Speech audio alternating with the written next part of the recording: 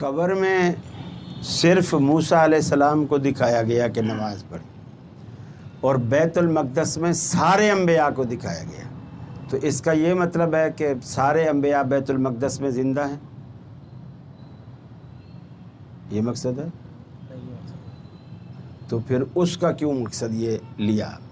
ایک نقطہ وہ نکالتے کہ وجہ کیا ہے؟ نہیں، اسی نقطے کا جواب میں بھی تو نقطے کی شکل میں دینے کا اختیار رکھتا ہوں نا بھی، جیسے انہوں نے پھکی دی ہے تو ہم بھی تو پھکی دے سکتے ہیں نا۔ تو وہ جب کہتے ہیں کہ نبی اپنی قبروں میں زندہ ہوتے ہیں، دلیل یہ ہے کہ وہ نماز پڑھ رہے تھے۔ اگر دلیل کسی جگہ کسی پیغمبر کا نماز پڑھتے ہوئے دکھایا جانا ہے تو یہ دکھایا جانا تو بیت اللہ میں بھی، بیت المقدس میں بھی ہے، اور سارے انبیاء کا، سارے انبیاء نماز پڑھ رہے، تو اس سے ہم یہ عقیدہ تو نہیں رکھ سکتے کہ سارے انبیاء جو ہیں بیت المقدس میں زندہ ہیں، اگرچہ ہمیں نظر نہیں آتے۔ اصل میں نبی کریم صلی اللہ علیہ وسلم کو معراج والی، یہ معراج پورے کا پورا اللہ رب العالمین نے جو انبیاء کی مختلف زندگی کے مناظر تھے، مختلف جگہوں پر اللہ رب العالمین نے آپ کو دکھائے۔ اسی طرح موسیٰ علیہ السلام کا وہاں دکھا دیا، پھر آپ اس کو دیکھ کر گئے۔ آپ فرماتے ہیں تیز ترین سواری میرے پاس تھی۔ موسیٰ علیہ السلام تو نماز پڑھ رہے تھے، اور تیز ترین سواری براق میرے پاس تھی، اس کا وہاں قدم جاتا تھا جہاں تک اس کی نگاہ جاتی تھی۔ اس سواری پر سوار میں بیت المقدس پہنچا۔ جب آپ وہاں پہنچے تو موسیٰ علیہ السلام آگے آئے بیٹھے تھے، موسیٰ علیہ السلام آگے آئے بیٹھے تھے۔ اب تیز ترین سواری رسول اللہ کے پاس ہے۔ اب ایک بندہ نماز پڑھ رہا ہے، وہ ظاہر بات ہے نماز پڑھے گا، نماز پوری پڑھے گا، پڑھنے کے بعد پھر وہ آئے گا، اور آپ تو ابھی جا رہے ہیں۔ یہ سیم ایسے ایک شخص گھر سے گاڑی ابھی نکال رہا ہے، اس کا بچہ گیٹ کھول رہا ہے، وہ گاڑی میں بیٹھ رہا ہے، وہ نکال رہا ہے، اور سامنے گھر کے روڈ ہے، اور ایک گاڑی وہاں سے پہلے سے چلتی ہوئی فر کر کے گزری ہے، اور دونوں نے 3 اٹی جانا ہے، دونوں نے 3 اٹی جانا ہے۔ اب ظاہر بات ہے جو ابھی نکال رہا ہے وہ گاڑی باہر نکالے گا، گیٹ بند ہوگا، پھر اس کی گاڑی موڑے گا، گلی سے نکلے گا، روڈ پہ آئے گا، یہ کچھ اس کا ٹائم ویسٹ ہوگا۔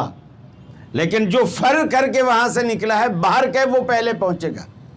لیکن رسول اللہ صلی اللہ علیہ وسلم فرماتے ہیں جس موسیٰ علیہ السلام کو میں نے قبر میں نماز پڑھتے ہوئے دیکھا، جب میں بیت المقدس پہنچا تو موسیٰ علیہ السلام آگے آئے بیٹھے ہیں۔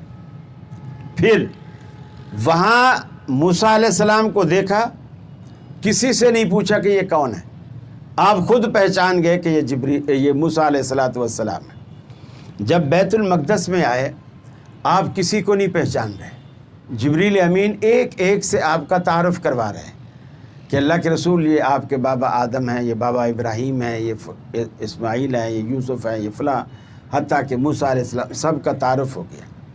اب جب موسیٰ علیہ السلام کو ابھی دیکھ کر آئے ہیں، اس وقت تو بغیر پوچھے پہچانا، اب آپ کو تعارف کروایا جا رہا ہے، آپ نہیں پہچان رہے۔